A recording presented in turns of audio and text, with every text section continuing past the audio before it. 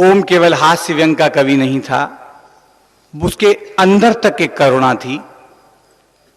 उसकी गंभीर रचना मां से यह साबित होता है। मैं एक गंभीर रचना से आपको जोड़ना चाहता हूं। हम लोग ये बात कह तो देते हैं कि राष्ट्रपिता ने हमें आजादी दिलवाई, लेकिन 61 साल बाद ऐसा कोई मुल्क दुनिया में नहीं है जिसने राष्ट्रपिता को भुला दिया हो। सबसे ताकतवर मुल्क अमेरिका का राष्ट्रपति बराक ओबामा कहता है कि अगर मेरा आदर्श कोई है तो महात्मा गांधी हैं। दक्षिण अफ्रीका के राष्ट्रपति नेल्सन मंडेला कहते थे कि मैंने जो भी सीखा है वो महात्मा गांधी से सीखा है। एक बहुत बड़े चिंतक ने कहा था कि कल को जमाना शायद नहीं मानेगा ये बातें, हजारों संगीन के मुंह थे उधर कंकाल की छाती, झुकी थी कायर उनकी कि ऐसी वीरता उसकी, कोई अगर सूल भी फेंके तो फूलों के माफिक हो। मैं एक महात्मा गांधी के लिए कविता आपके बीच में कहना चाहता हूं। जो लोग ये मानते हैं कि 61 साल बाद भी कहीं गांधी, कहीं गांधीगिरी, कहीं गांधी जिंदा है इस मुल्क में, उनके लिए मैं कविता पढ़ता हूं। कल रात मुझे एक अजीब सपना आया। मैंने राष्ट्रपिता बापू को कटघरे में खड़ा पाया।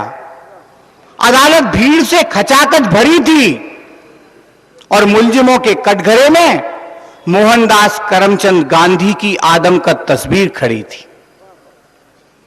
काला चोगा पहने वकील ने आरोपों की फेहरिस्त पढ़ने के लिए सर उठाया।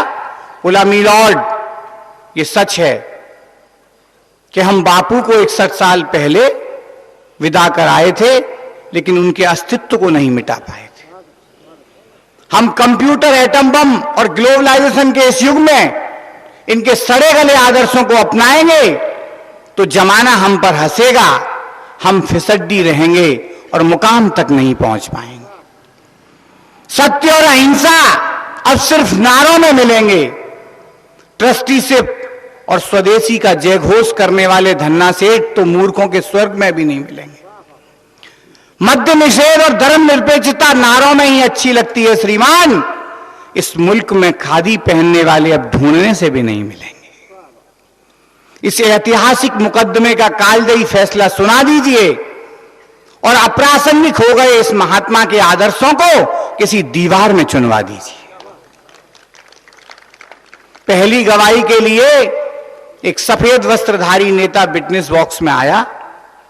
बोला, हुजूर, अगर हम इनके बताए रास्ते पर 2 कदम भी चले होते तो आज इतिहास के किसी कूड़ेदान में पड़े होते। अरे साधनों की पवित्रता में क्या रखा है? हम सबका लक्ष्य तो सिर्फ सत्ता है। आज का दौर तो महाबलियों, महाठगियों, महाभ्रष्टों की मसीहाई का दौर है मेरे सरकार। सिद्धांतों के बल पर तो हम राजनीति की बगिया में कोई गुली नहीं खिला पाते। बिना गुंडे और पैसों के अब इस देश में चुनाव नहीं जीते जाते। बिना पैसे और गुंडों के अब इस देश में चुनाव नहीं जीते जाते। हमें वास्तविकताओं में जीना सिखलाइए महामना, और महात्मा गांधी के नाकाम सिद्धांतों को किसी काल कोठरी में दफनाइए। अगली गवाही के लिए एक तिलक कमंडलधारी साधु चिमटा बजाते हुए आया। बोला, अलख निरंजन, अगर ये महात्मा बलिदानी न होकर खुद अपनी मौत मरे होते तो हम हरगिज धर्मनिरपेक्षता के झमेले में नहीं पड़े होते। संविधान के पन्ने भी शास्त्रों, वेदों और पुराणों से भरे होते और हम सत्ता के सबसे ऊंचे पायदान पर खड़े होते। फिर हम पड़ोसी मुल्कों की हवाओं को भी अपने यहां नहीं बहने देते। मंदिरों और मठों में शंखों और घंटों की जगह तोप लगा देते। अंतिम गवाही के लिए एक मुसीबत के मारे खादी वस्त्र विक्रेता का नंबर आया। बोला, महाव्याप, मेरे चौपट खादी वस्त्र भंडार का उद्धार कर दीजिए। मेरे खादी के वस्त्र में अब कोई भटके से कोई व्यक्ति यहां आता है, वरना